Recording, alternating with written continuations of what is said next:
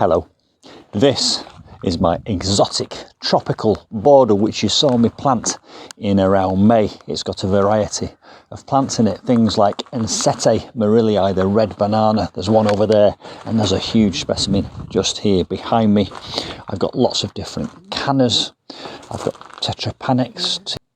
Down here there's Colocasia pink china, there's another Colocasia pink china down here.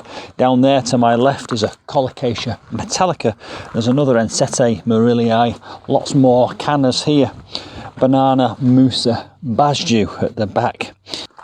And also, in addition to the Musa, Basjoo, in and amongst these cannas, we have the Mauraelii here, which has done really well. I had a lovely bloom on that in the summer. At the moment, they're just foliage, but there's a selection of about 5 there, and there's another selection at the other end of the border.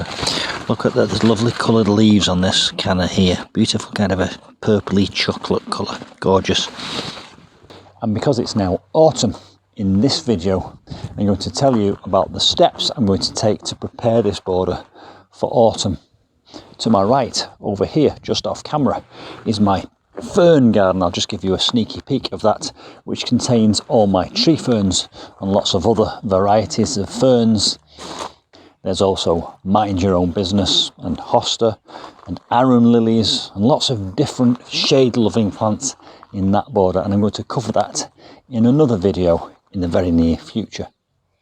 I've already done one video on tree fern winter protection, and I'll put a link to that at the end of this video, but I will be repeating that because it's another job I've got to do before it gets really, really cold. But as far as the exotic tropical border is concerned, you can sense and you can see in places that this border has now gone past its peak, which was probably about a month ago. Nevertheless, I've still got some flowers in here. There's a ginger down here which is still flowering. I've got several canna blooms underneath the canopy here. And there are other areas of colour in some of the stems of these plants. Look at this deep purple canna here, and the red of the Ensete Maurelii, and the red of the Ensete Hiniba here, another rare banana plant. The Tetrapanax has done quite well this year. This is the first time it's been in the ground, and I'm quite pleased with its progress.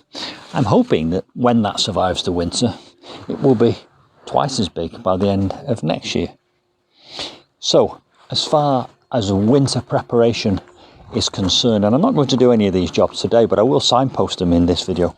What I've got to do with this border is I've got to remove any of the plants which are not entirely hardy. So, some of these will stay and some of these will come up. Let's talk about the ones that are going to come up first.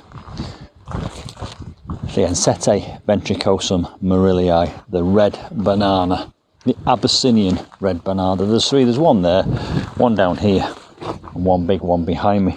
The big one will have to be dug up. I will place it into dry compost and remove most, if not all, of the leaves, and I'll put it into cool, dry storage. There is a video on my channel on winter care for red bananas, and I'll put a link to that at the end of this video and in the description box below this video.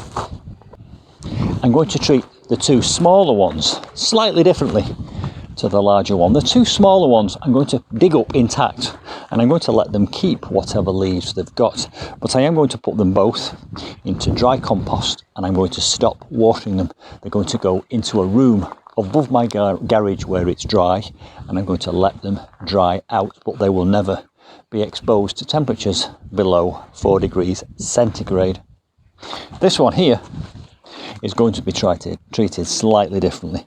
I will be digging it up, I will be removing most of the leaves, and I will be putting it into a very big tub of, again, dry compost, and I will also stop watering it. But because this is a more mature plant and most of that trunk is water, occasionally, periodically, I will go out into the garage. It's going to be kept downstairs in the garage because I'm not lifting that up a flight of stairs.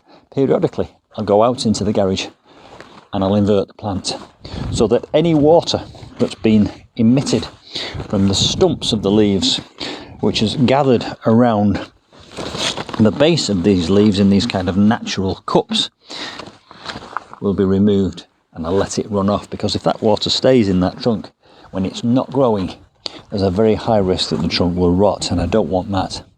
And this will continue emitting water from those leaves, or the stumps of those leaves, until it's almost completely dried out. So it's important that I keep my eye on that, and I'll probably go and have a look at it once a week at first, and just keep tipping it out and letting the water drain off.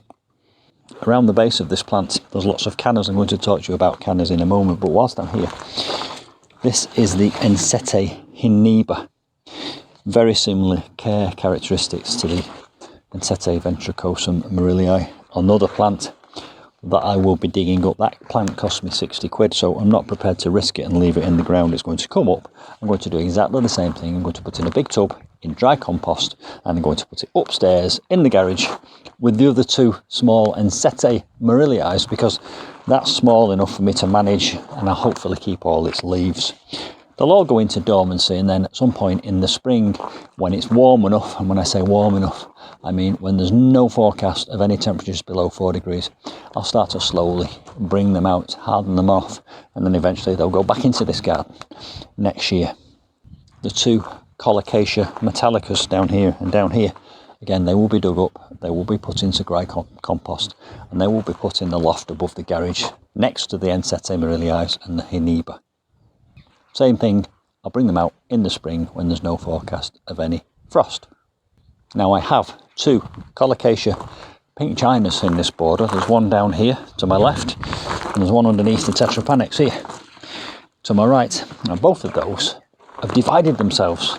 So in actual fact I've got more than two now, because there's two here, and there's actually I think three down here, because the main one divided and another one grew at the back of it, and you'll be looking at that now. I'll do it as a cutaway. But there's also little stalks coming away from the base of both these Colocasia pink chinas, and you can probably see here I've put those into trays of soil, and I was hoping that they might have sprouted by now and produced new baby plants, but I'm not seeing any evidence of baby plants just yet. In a moment I'm going to take one of those up and do a bit of investigating and dig into the pot and see if there's any roots forming at all. But all is not lost, because again there are still more of these little shoots coming out from the base, and hopefully they will produce new plants, as has this one back here. Now Colocasia pink china is a hardy plant. I'm going to take a chance with them because they are hardy, so it's not really taking a chance, and I'm going to leave them in the ground in the border. The Musa Basjoo, the green banana, there's 5 of them along the back of here, and these have the potential to grow as high as that wall. I'm going to leave them in the ground.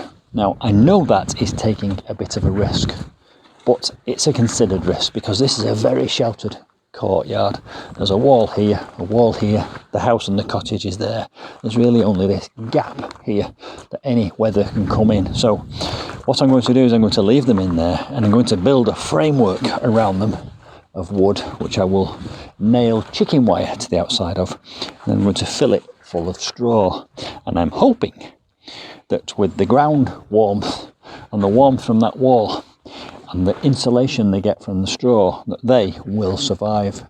I think potentially the risk is that the ground, the frost where the roots are, gets into the roots. So what I'm also going to do on this whole border is mulch it with a layer of well-rotted manure. Fortunately my neighbour has 7 polo ponies, so I'll go and ask him if I can have some of his manure. And then on top of that manure, just for the winter, I'm going to put a layer of hay, and I'm hoping that it'll create kind of a hotbed situation which will keep that soil from freezing. I will show you this in another video. I'm not showing it you today because it's not ready yet. It's not quite cold enough. We've still got 2 weeks of mild weather forecast. I'm going to keep my eye on it. I'm going to Barcelona next week on business. When I come back from Barcelona, you'll see me doing that. So that's my Musa Basjoo. They'll be surrounded in a kind of a protective frame. Now, tucked here, down in the corner, is an Alocasia, which is not to be confused with a Colocasia. These are Colocasias, very similar plants, very similar shaped leaves, but the Alocasia is actually a house plant. That's got to come up, and that's got to go into the garage upstairs for winter protection. On a lot of my cannas in and amongst this border, and there are about 15 cannas of various different varieties, there are seed pods. So I'm going to collect the seed pods. I'm going to do some research on how to get those to germinate. I'm going to have a go at germinating cannas, and that will be my insurance policy, because I'm not digging any of the cannas up this year. Now, I know I'm taking a huge risk because cannas are just not really hardy in the UK, but as I've already said, in this sheltered position in the middle of all these walls and the cottage, I'm hoping that that ground will never freeze, especially with my sort of hotbed system. So the cannas, all of them, every single one of them, is going to be left in the ground. If you want to see how it turns out, obviously subscribe and hit the notifications bell, because come the spring we'll know whether it's worked. But look, all these lovely cannas. I'm hoping by leaving the rootstock in the ground, it'll give them a head start in the spring, and we might get even better growth next year. And if you've got any thoughts or knowledge or ideas on how to propagate these little canna seed pods, let me know in the comments box below. I'm happy to receive advice on the subject. Look at this down here. Lovely ginger, still flowering, beautiful flowers though, look. And lovely shaped leaves as well. The ginger is staying in the border, it's staying in the ground. Again, it will be underneath that mulch of manure and hay, which will hopefully create that kind of hotbed scenario. Over there at the far end of the border, there's a plant which you probably wouldn't consider an exotic tropical border. It's Trachycarpus Fortunei. I've got 3 of those in another border at the front of the cottage, but I had one spare, so I've just plonked it in here at the end. That is hardy, so that will stay in there, the Trachycarpus Fortunei. And look at this bloom here still on this pineapple plant. Isn't that amazing? And that's what's known as a eucamus, a pineapple lily. And look at that, there's some little seed heads on there. I wonder if I could propagate those. If I think about that, might do some research. But pineapple lily, because it grows this thing at the top that resembles a pineapple. Still going strong, and that's staying in the ground as well. So there we are. Those are some of the steps that I'm going to take to protect the plants. I mean, they're all going to get a level of protection, because the ones that stay in the ground are going to be mulched heavily, and the ones that are not staying in the ground are going to be lifted and taken into the loft above the garage, where they will be kept in dormancy, in kind of suspended animation, and allowed to dry out, and then in the spring, as I've already said, they'll be brought back out again. It'll be interesting to see what happens with these cannas. It'll also be interesting to see what happens with these canna seed pods that I collect and attempt to propagate. And last but not least, another point of interest, let's see what's happened with these little trays of Colocasia pink Chinas that I attempted to propagate. I'm going to take one out now and dig it up and see if there's any rootstock in it. So let's have a look. Well, that one has snapped off of its own volition, so that will be a good one to have a look at. Let's take it over to the table where we can spill it out. So what I did with these as a part of an experiment, just move my cup of tea out of the way, was I took those runners and I buried them into soil. My hope was that I would get some roots growing and a plant coming up. So let's see what happened in reality. Let's take this wire. That wire was wrapped around it to attach it. So let's just see what's going on.